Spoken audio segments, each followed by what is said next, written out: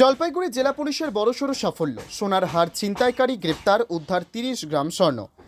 জলপাইগুড়িতে পরপর ঘটে যাওয়া সোনার হার ছিনতাইয়ের ঘটনায় বিশ্বজিৎ চৌধুরী নামে এক অভিযুক্তকে গ্রেপ্তার করে তার কাছ থেকে প্রায় 30 গ্রাম সোনা উদ্ধার করেছে জলপাইগুড়ি পুলিশ। গোপন সূত্রে খবর পেয়ে জলপাইগুড়ি কোতোয়ালি থানার পুলিশ অভিযুক্তকে গ্রেপ্তার করে। তার কাছ থেকে গলানো সোনা উদ্ধার করা হয়েছে। এছাড়াও অপরাধে ব্যবহৃত মোটর সাইকেলটিও বাজেয়াপ্ত করা হয়েছে। ধৃতকে আজ জলপাইগুড়ি আদালতে তোলা হবে।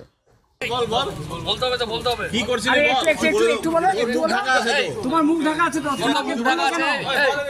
এটা বলতে হবে মুখটা ঢাকা আছে তো একজন দাম বলবি না পুলিশ তোমাকে ধরলো কেন? ভাই কোথা থেকে পুলিশ তোমাকে ঢাকা আছে তো এইজন্যই তো বলছি মুখ খোলা থাকলে বলতে না নাকি বলছি এটা কোথা থেকে ধরলো তোমাকে? এটা একটু বলতে হবে তো এটা ধরলে তোমাকে কোথা থেকে ধরলো আর কেন ধরলো? একটু বলে দাও শোনাচ্ছেন কিভাবে চুরি করেছো বলো। হয়ে গেছে তোমাকে কোথা থেকে ধরা হয়েছে তুমি বলো? কেন পুলিশ কেন ধরলো তোমাকে বলো? আগে চুরি করছো শোনাচ্ছেন কতবার? তোমার নাম কি? তোমার নামটা বলো। হয়ে গেছে জলপাইগুড়ি থেকে সানি রায়ের রিপোর্ট, টিভি বার্তা।